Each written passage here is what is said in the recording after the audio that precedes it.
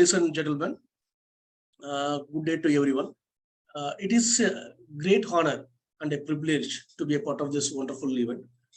First of all, I would like to convey my sincere thankfulness to Mr. Santosh for such initiatives and especially in organizing such events, which is pertaining to this sustainable development, and also for inviting me as a speaker for this conference. Here I'm going to share my experience views that I had gained during my 2 decades of experience in healthcare industry. And I have almost more than 2 decades, I have mentioned, experience in healthcare industry, especially in operations management, procurement, supply chain, strategic affairs, and sustainability aspects too. Well, as we all know that sustainable development means to fulfill the present needs without compromising the needs of future generation. In healthcare, sustainable development is the need of the hour. Healthcare industry is under tremendous pressure for many reasons. The revenues are declining, material costs is going up, manpower costs is increasing day by day. In Indian context, particularly this price capping by National Pharmaceutical Pricing Authority on drugs, implants, and many pharmaceutical products has reduced our margin to a greater extent. And hospital administrators, they are under tremendous pressure to increase the profit portion. And what should be an ideal sustainable approach in healthcare industry in that case?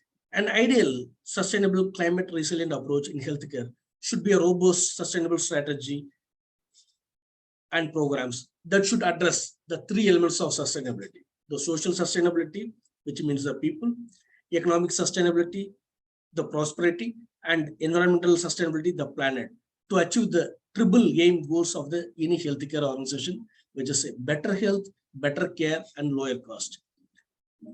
The father of our nation, Mahatma Gandhi's way of living, is the best example of sustainable development for the entire world. In Gandhi's words, earth provides enough to satisfy every man's need, but not any man's greed. The Gandhian model is a partnership model that believes in inclusion and development with dignity, where everyone is treated as equals and where everyone benefits. This Gandhian model defines the core values and it rests on 3 pillars: Ahimsa, Swaraj, Sarvodaya. Ahimsa, which means non-violence. And this we can relate it to the environmental sustainability, which means the objective is to cause no impact or very minimal impact to the environment.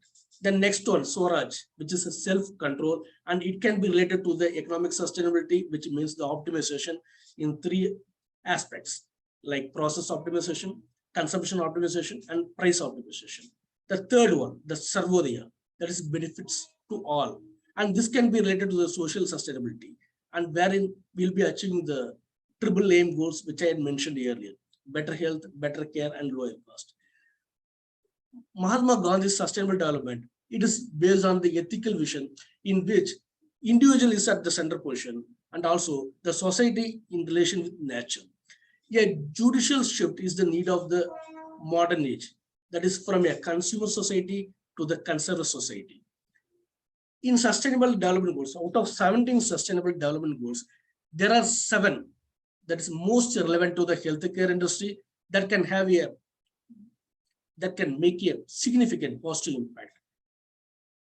The institutions, they can adapt their 11 sustainable development goals to contribute to the 2030 global agenda for sustainable development.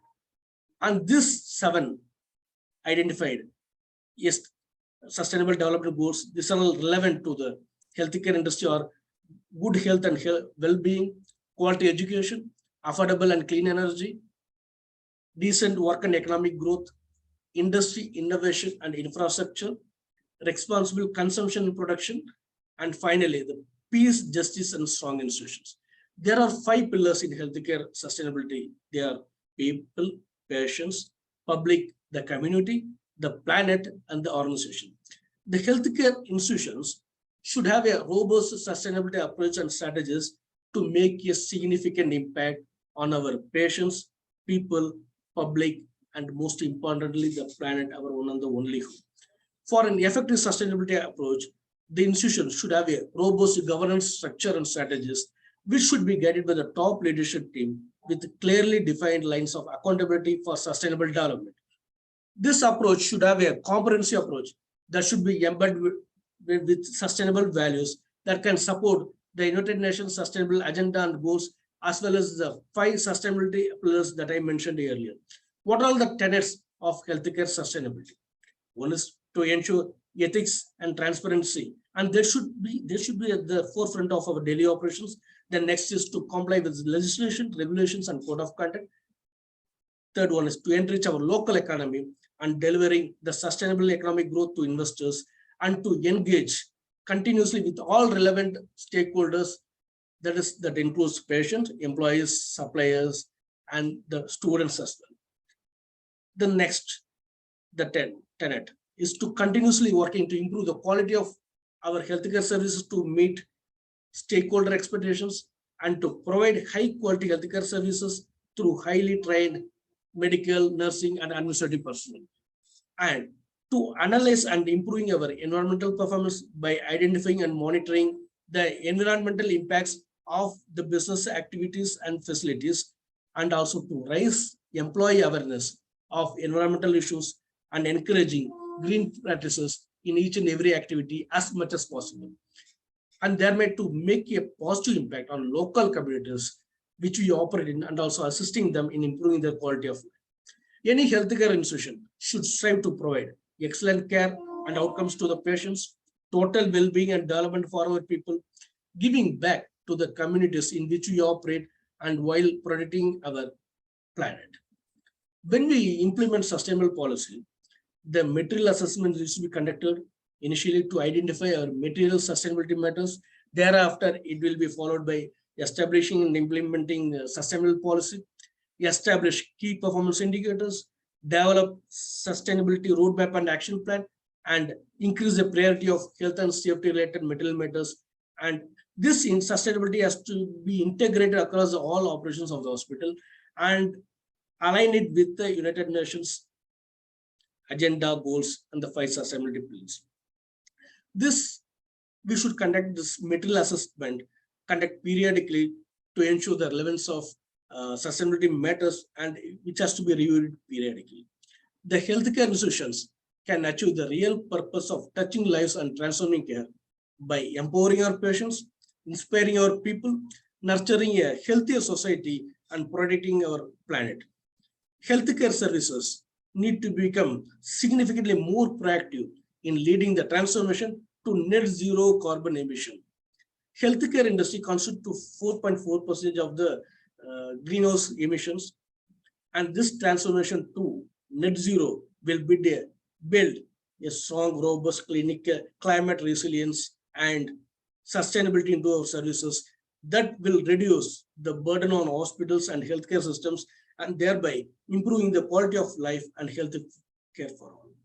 Among all different functions, the procurement supply chain management plays a major role in healthcare sustainability, and it's my major hardcore area. And wherein in my institution, we have kept the 4 major goals, like the top one being to reduce the greenhouse emissions, which can be obtained by entertaining the renewable energy and procuring from the local renewable sources. And the second is to use safer chemicals and thereby reducing the toxicity, in which where we can the green steel products can be entertained to maximum extent as possible. And resource conservation and waste reduction, particularly in healthcare industry, the single-use medical devices are the major concern, where if it is effectively utilized, the cost, the procedure cost can be reduced, and thereby the waste can be reduced to a greater extent, and the benefit that are obtained can be passed on to the society as well. And the fourth is by engaging suppliers by developing an engagement strategy and adhering to the final one, adhering to the green standards, applying all required standards to achieve the triple aims.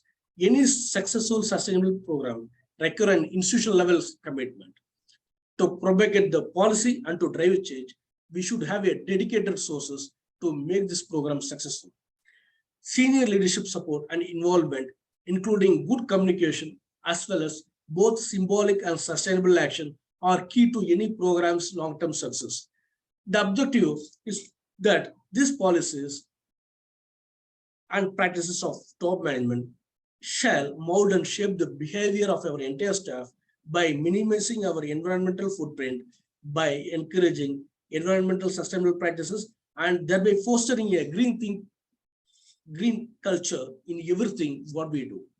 The leadership team includes CEO, medical director who represents the clinical services, and head of procurement supply chain, head of quality, and head of engineering department. The sustainable development policy shall be focused on 4 areas like reduce, reuse, recycle, and renew, and that are the 4 fronts: process, people, product, and plants. In reduce, the major area. In my institution, we have a continued improvement process initiatives, particularly in waste segregation and reduction, thereby by reducing the clinical waste through better segregation and also through better effective utilization. We have implemented an effective mechanism to monitor and reduce resource consumption, such as energy and water consumption, and developing efficiency strategies. And we have established a paper reduction strategies too. Paper being the highest and critical resource in use. And we have taken initiatives to reduce the food wastage by accurate estimations, and we conduct the food donation camp so that the surplus meals which gets prepared on days and where there are unplanned events within the hospital or as contingency. And we promote green thinking among the staff, visitors, and partners too. And we celebrate the environmental day and safety days, and especially the fire trainings and like lean management concepts, Six Sigma concepts, and annual events we do conduct to engage staff, visitors, and partners. We have a transparent internal and external reporting too, and we educate staff about energy saving opportunities, which I will explain it in the next point. And we encourage switching off non-essential equipment whenever not in use. And we encourage sustainable and active transport, encouraging staff to take public transport, walk or ride to work more sustainability, and to encourage patients for the teleconsult. We foster sustainable procurement wherever feasible, and we engage with our suppliers on best sustainable practices. And next is the reuse. Reprocessing items such as like food plates in patient areas and staff nurses encourage surgical items such as like drapes, aprons, gowns, while ensuring the hygienic and sterility aspects, and bedpans and measuring containers while ensuring the same like hygiene aspects. And the third one are recycling. Recycling of water through rainwater harvesting initiative, that was one of the flagship initiative, and sewage treatment plant, water used for gardening and other purposes. Authorized vendor for disposals, like for example, paper, e-waste, lead aprons. Then next comes to the renew, which is a repair or something. We encourage greening initiatives like plantation drives. In our campus, we have initiated this, and we use renewable sources of energy such as in different through different means, and biogas by recycle our food waste. In order to implement such practices and to make this a successful program, a core team, which can be termed as a green team in many institutions, those team can be introduced, and this team can consist of HODs of various departments who are all responsible for implementing sustainability programs on day-to-day basis, like from procurement, supply chain, safety department, facilities, nursing and medical staff, and quality and infection control team, radiology, laboratory, and staff from other key clinical departments, and wherever required, the ad hoc members also can be included.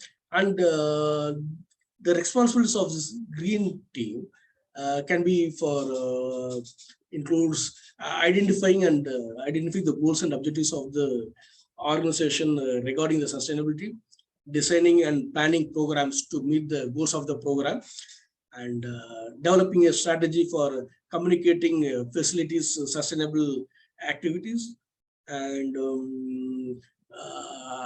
making the sustainability a part of the organization's mission, gathering support and necessary tools to implement such programs, and most importantly, recognizing and rewarding successful efforts to help to achieve the goals, and communicating with the staff and whole stakeholders, and tracking and reporting of metrics that is which is essential to measure the success of our sustainability program, and support community outreach efforts that can promote sustainability. These green team members can be further divided into subteams, which is focused on energy, water, waste, and procurement and supply chain. These sub-teams, these are all the sustainability champions. This, for example, there's a department level coordinators. They can be identified as a sustainability champion. And this is for championing and implementing the sustainability efforts in their respective areas. And they should be instrumental in implementing such initiatives. And procurement, wherever relevant, shall be done on the basis of environmentally preferable purchase guidelines and products and services, and whose environmental impact has never been assessed and found to be no impact or very less damaging to the environment and human health when compared to the other competing products or services. So the environmentally preferable friendly products should be chosen, and in procurement purchase orders or contracts, those classes can be incorporated for better outcomes. And what are the responsibilities of the sustainability champion? One is to distribute resources and information. These champions will distribute materials and information, which might include emails, posters, stickers, etc. And the second major responsibility is to coordinate with the departmental's action taken as part of the organization goal towards sustainability, and they will coordinate the actions of their department as part of this the project what we have taken. And the third one, the most important one, is promoting sustainability. This is at the core of their role. They'll be promoting sustainability, encouraging effective resource use, and leading by example to help colleagues to do the same. This will include helping new staff also get up to speed with current policies and practices pertaining to the sustainability. The next one is the Sustainability Champions Network. And this sustainability champions, they can form a network across the organization, and they will have the opportunity to collaborate with everyone on the projects, and to learn more about the issues and challenges that we face, and the skills together at workshops and events. The next one is the reporting progress, and what the department is doing to support sustainability. So we could we would like to have all champions to keep us up to date with what is happening.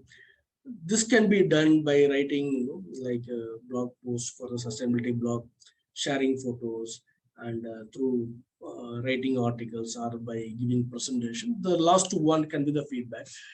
This sustainability champion will collect ideas, questions, concerns, feedback on various environmental challenges and issues from their department, and feed this back to the sustainability team, the core team, and so that the sustainability team will hear such feedback from these champions, and they will work on how we can improve the sustainability of the organization. And now I will share some of the initiatives that we have taken for the general products. This is all non-medical. For example, in case of paper, better I would suggest to think before when we go for print, and use scrap paper for notes wherever possible, and to use print or like a photocopy, a double-sided one, or use email to maximum extent as possible, and to reuse envelopes, especially for the internal distribution within the organization, and to encourage and to entertain to use recycled paper wherever possible, and avoid paper that uses chlorine, because chlorine in bleaching process that may harm to the environment. Then when it comes to IT equipment, I would suggest buy laser printers with ozone filters. Choose printer with double-sided printing options. Choose energy equipment which is having an energy store label, whether to check whether it is printed, or choose automatic sleep. When we choosing equipment, whether that carries this automatic sleep or power down mode, and take some measures to turn off computer monitors which all that we don't that is not in use, or considering buying equipment that can be upgraded. Whenever we purchase equipment, this upgrading or scalability to the next level should be considered. This is as far as the IT equipment is concerned. And when we, in case of the timber products, the products can be chosen from the products that can be obtained from the sustainably managed forests, and ensure environmental standards for food products, and also to procure durable products from reclaimed timber. And whenever we choose this plywood and chipboard, which has low formaldehyde resin to be encouraged. And when it comes to food, this is the most important area. Choose the packing which is having low levels of packing needs to be considered. And when it comes to food, order only what is required, and to procure food that is grown locally, and also use the jugs and avoid to purchase of the single serving packs. And while considering the packaging, consider the material that can be recycled, and to avoid food waste, because even this food waste, when it goes to landfill, it generates methane. Again, it results in greenhouse gas emission. And when it comes to cleaning material, it is always better to use 100% biodegradable or non-toxic material, and we should avoid materials that contain chlorine bleaches, and procure products which is based on fruits and organic acids, and to buy vegetable-based cleaning products. And it is always better to avoid aerosols, which is having a hazardous waste, like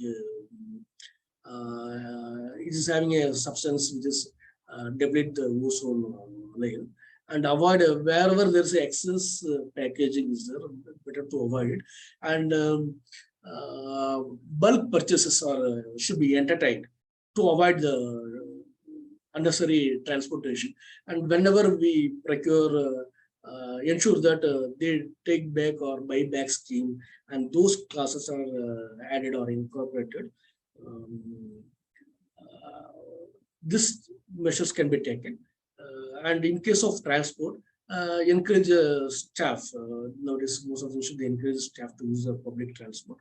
And when you choose vehicle, also this ultra low sulfur diesel or biodiesel for diesel engine vehicles, and consider fuel efficiency, that's like Euro emission standards, and reduce size and power of vehicles also to be can be reduced, and retread tires and refined oil.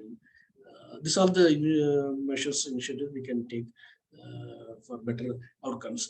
In my institution, we have taken many sustainable initiatives, like other initiatives like we have replaced the existing fluorescent light fittings with LED.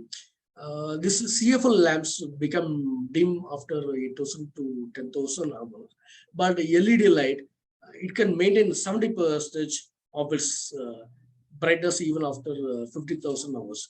And LED lights, they have higher efficiency to convert the electric power into brightness, and we have replaced with LED, and we could be able to achieve a substantial savings.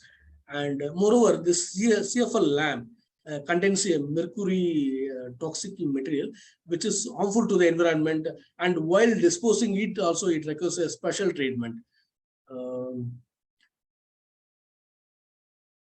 The second one, use of solar energy.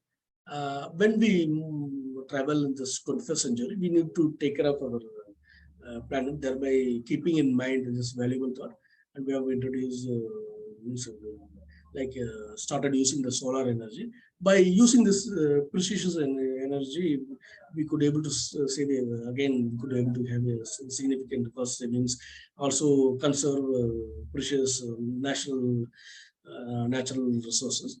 And we have replaced the split AC also with water chilled base split AC. The electric consumption of water chiller based split AC is low when compared to the normal split AC, and also the repair and maintenance expenses are very less.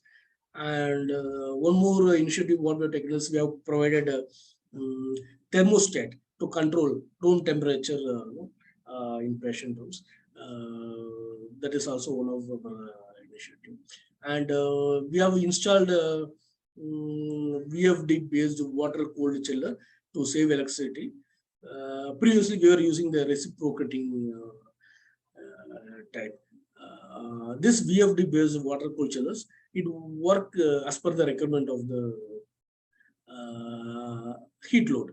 And this water cooled chiller plant requires the R134 gas, which is eco-friendly and which is a non-toxic and also non-flammable.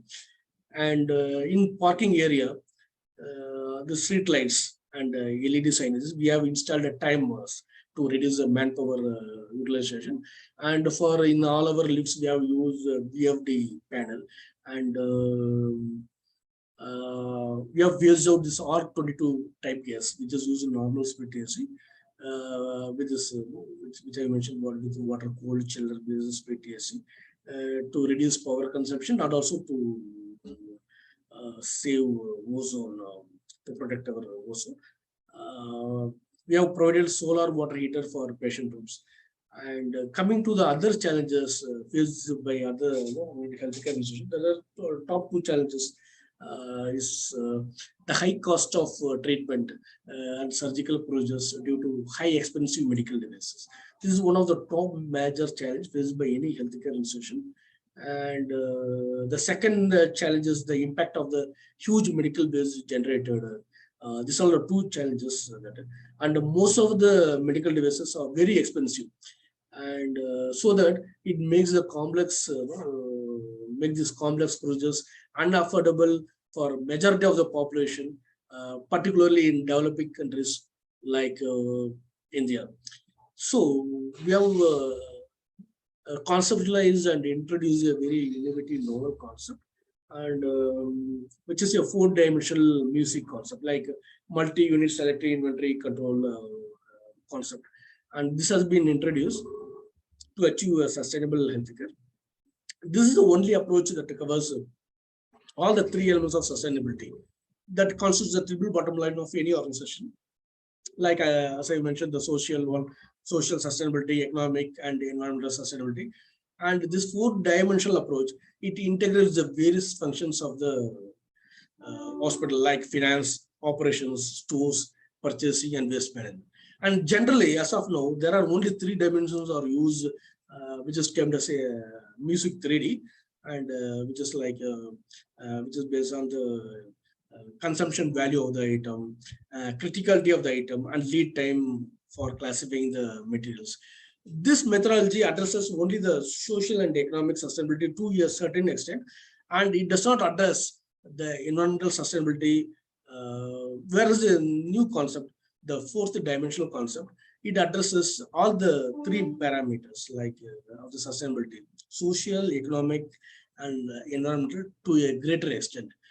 And this 4D music, when we apply, and it results in huge cost savings and significant reduction in the generation of medical waste in healthcare facilities. Thus, the healthcare organization is made more affordable, sustainable, and sustainable. This novel methodology, along with the ABC, BED, and lead time, and in effective utilization, effective consumption of materials is also taken as a fourth dimension. That's what it is, a four-dimensional approach. And it was which we had presented in the international conference hosted by AM, and which was very much acknowledged and appreciated all across the group. And a five-dimensional approach also was conceptualized, right, by adding the fifth dimension as a process and method, and which brings huge reduction also when compared to the 4D, because the fourth is like, for example, there are many process methods to perform the same procedure, and whereas detailed analysis carried out on the on different costing on different process methods.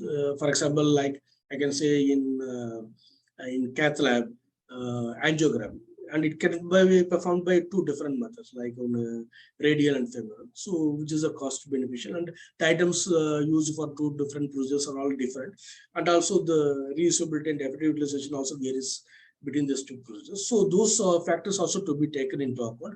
Thereby, we can arrive out which is the very cost-effective one, and we can implement which is so that there can be that benefit that can be passed on to the patients as well, in addition to the other economic benefits availed by the organization, and also it results in social benefit too. And when we apply this application in a multi-specialty tertiary care hospital has resulted in reduced cost to a greater extent, and thereby the material handling cost also is reduced by around 50%. It also resulted in significant reduction in medical waste material, which is one of the two major challenges which I was mentioned earlier.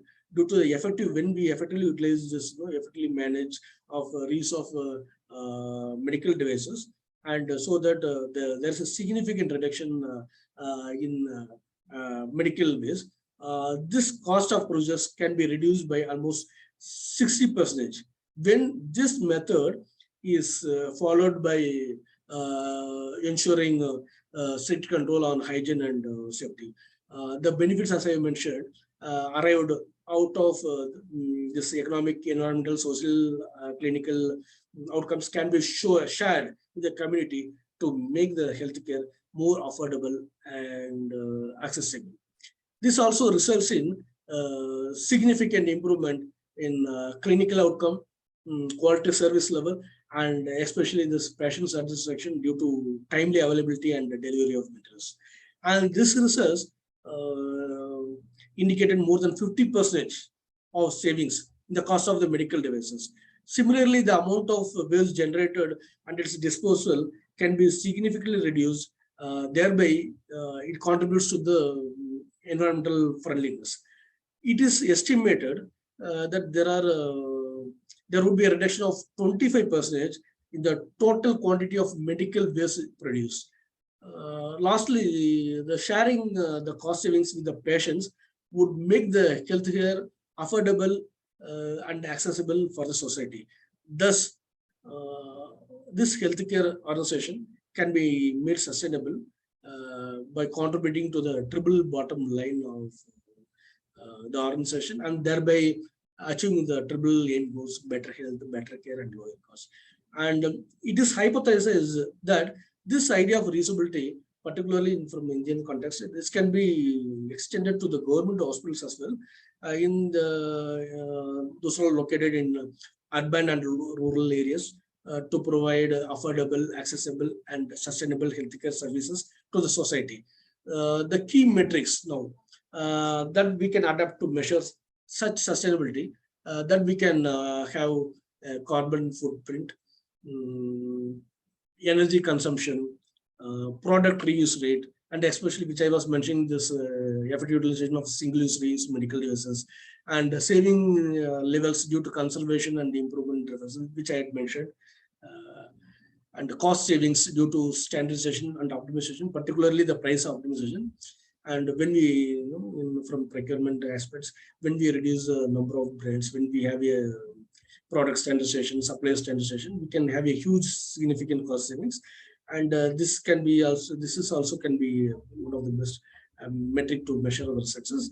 And the other metric is the supplier environmental sustainability index, can be one of the best metrics. Then water footprint and waste reduction rate, which I had mentioned earlier, by adopting this 5D, 5-dimensional music model, where the waste can be reduced drastically, and thereby we can obtain the significant savings. And the benefits that when we adapt this, all this sustainable practices and strategies, what are the benefits? It is like value for money, efficient use of resources, and greater social inclusion, and better risk management. And finally, it results in improved supplier relationship. So now I will conclude my talk by acknowledging and appreciating the efforts of GSBS2023, most particularly Mr. Bush, in driving such initiatives, discussions, and deliberations and dialogues forum.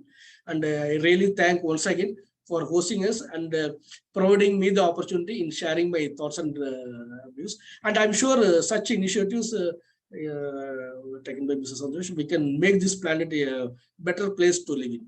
Thank you. Thank you very much.